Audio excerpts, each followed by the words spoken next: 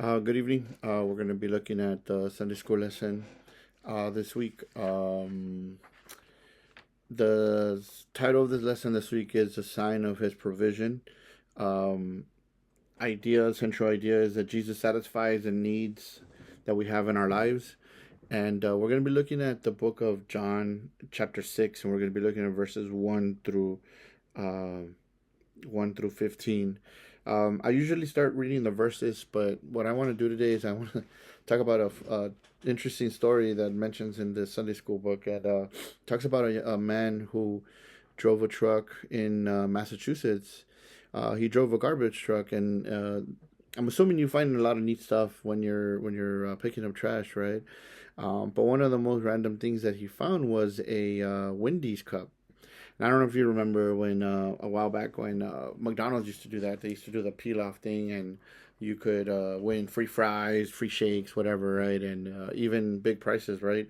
And so this man was driving, and one day he found a Wendy's cup, and he said that he was like, I'm gonna get that cup. Maybe I'll win some fries, a milkshake instead of the burgers that he had been winning lately. But it was a surprise that he won $200, $200,000 for the construction of a house that and I'm assuming that was a competition, right? And so it was interesting because he wasn't looking, right? He was looking for fries and a shake, and instead he got a $200,000 help for a house, right?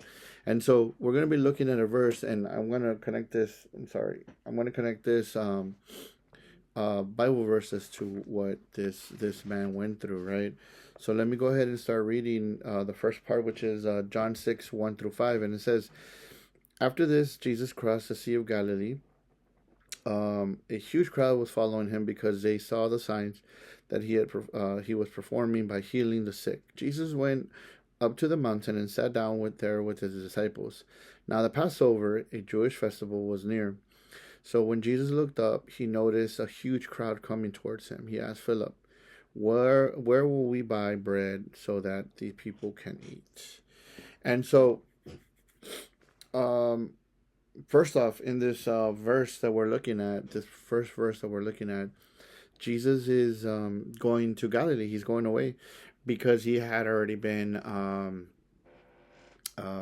busy with all the things he had done. He had turned the water into wine. He had saved the official's daughter, like brought her back to healed her. He had healed the man next to the pool and stuff. And so Jesus' popularity got kind of high because people saw that he was healing people, and he wanted to rest. So he took his disciples to a certain spot where he was supposed to rest, right? But as he was resting, people were coming to this town, but they also saw him, and so they started coming towards him, following him, and he immediately thought, like, "Hey, how are we gonna feed these people?" He asked Philip, right? And obviously, we know the obvious part of this, but we need to discuss it. Um, People were following him for whatever reasons, right? Some of them were doing it generally because they wanted to hear him. Other people were doing it because they were curious. Nevertheless, in this lesson, in this part that we're looking at, we could see and we could automatically understand that God provides things for us. He is always at work, right? And so we saw that last week when Jesus said to the leaders who were trying to get mad at him for working on the Sabbath, he was like, "Hey, man, me and my father are always working. Um, I don't wanna say that teachers are like Jesus, right? But teachers are always working.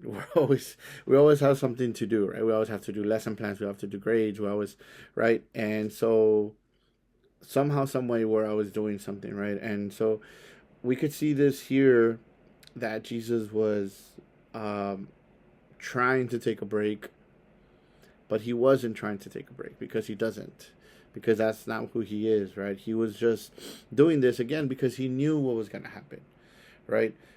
This person who won $200,000 was not looking for something, but he got it. Jesus knows our needs before we even get there, right? None of the people had got to him and asked him, hey, I want you to feed us or anything like that. But he was already thinking this. He was already putting a plan into place because he already knew what he was going to do. But he wanted his disciples to be, part of that. And so he does the same thing with us. He does the same thing with us. He allows things to happen in our lives because he wants us to be participants. He wants us to be like, I'm going to have faith in God. I'm gonna believe in God. I'm gonna see the awesome thing that He does through this, right? But like Philip, sometimes we're like, responding in a different way, which we'll see in the second part right now, right? So we see that God is always ready to help us out and always knows what we need beforehand, right? So let's go ahead and look at the second part where it's going to talk about what ends up happening, right? So he asked this to test him, right? For he himself knew what was going to do. Philip answered, 200 denarii, worth of bread wouldn't be enough for each of them to have a little. One of his disciples, Andrew, Simon Peter's brother, said to him, there's a boy here with 5 barley loaves and 2 fish, but what are these for so many? Jesus said, have the people sit down. There was plenty of grass in the place, so they sat down. The men numbered 5,000. Then Jesus took the loaves, and after giving thanks, he distributed them to those who were seated. So also with the fish, as much as they wanted. Okay. So, a few things here that I forgot to mention in the other Spanish lesson is, we see here first off that he was testing them, right? Like I said, Jesus does that. God does that to us as well, right? And allows things to happen to us. He knows what we need. He knows what we're going to need. But he wants us to be there for him. To be able to tell him the things that we need to tell him. But sometimes we, like Philip, have the wrong mentality and we forget that we were just hanging out with the guy who turned water into wine, who saved a man's daughter, not even in the same room.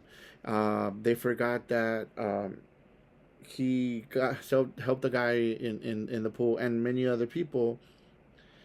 They forgot really fast, just like us. We forget sometimes that God provides what we need. It knows what we need even before we actually have it, right? Before we need it. We see this story too in the Moses situation. When he was in the desert with his people, the people forgot that he parted the sea for them. The people forgot that he took them out of Egypt, that he did all these immense things for them, and they still complained that they were hungry. So to make them understand, God provided manna for them every morning so that they would not complain.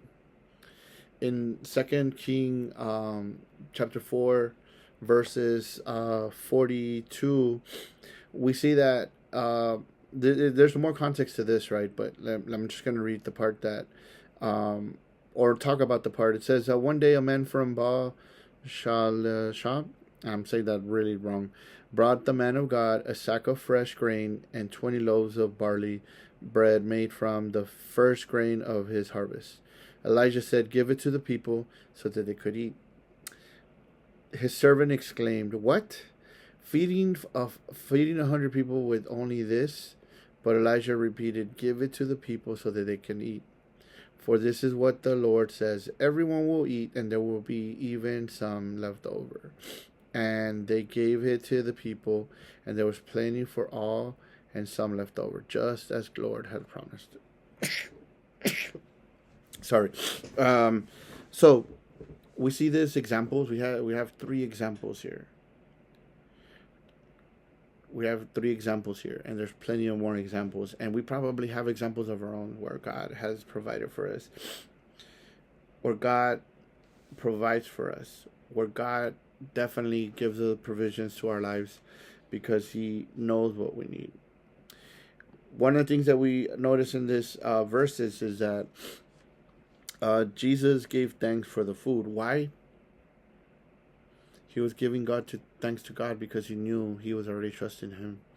He was already knowing that, hey, this is going to happen.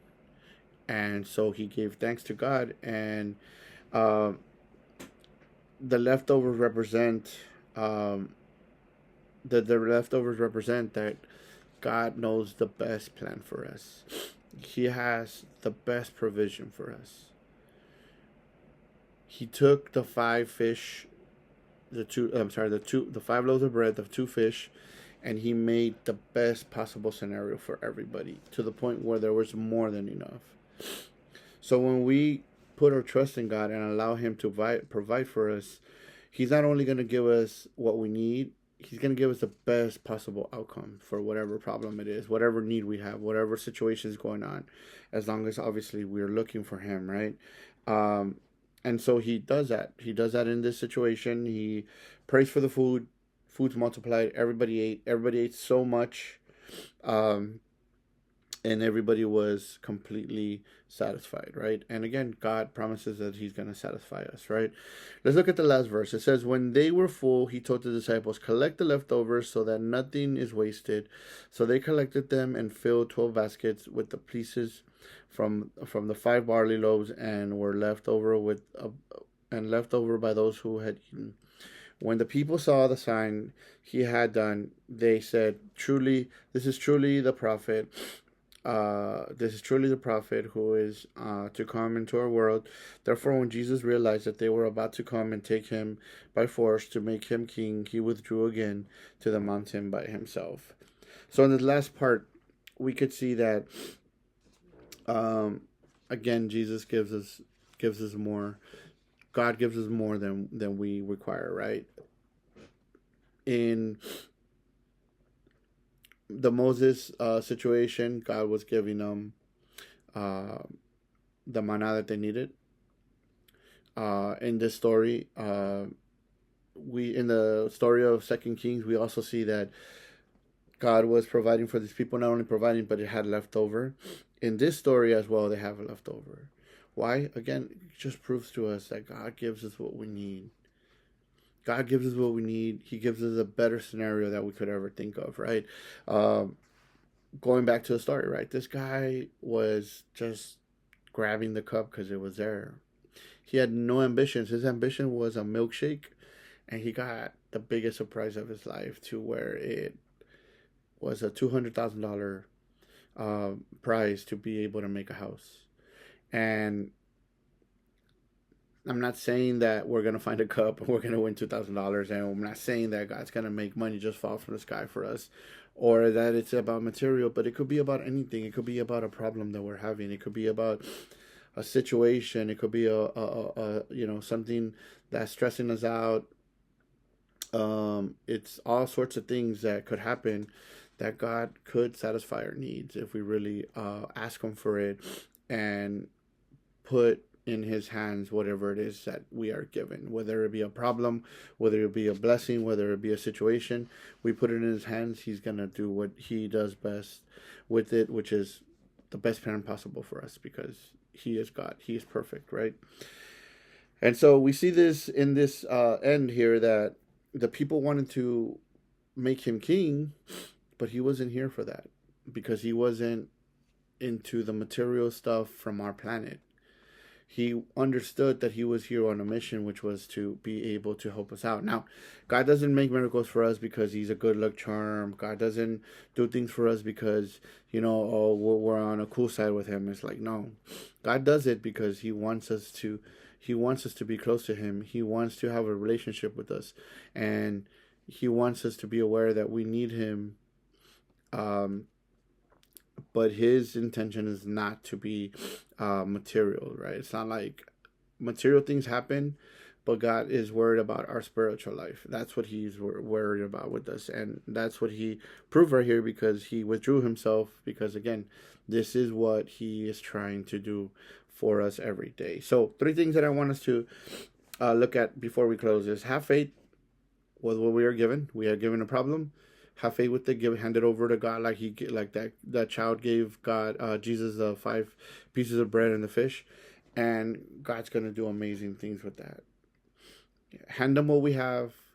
Trust in the Lord, and remember that all the awesome things that he's done, obviously in the Bible, especially in the past few weeks that we've seen the stories, but also in our lives. I'm pretty sure that if you have Christ in your lives, there's been things that God has done for us, or peace that he's already provided for us, that we could look back and be like, I know that God could do this for me. I'm going to give you what I have, and you're going to do amazing things from here. And so when we do that, we see his plan, which is way better than ours, and he's going to satisfy our needs, give us what we need, and provide for us, right? So two things.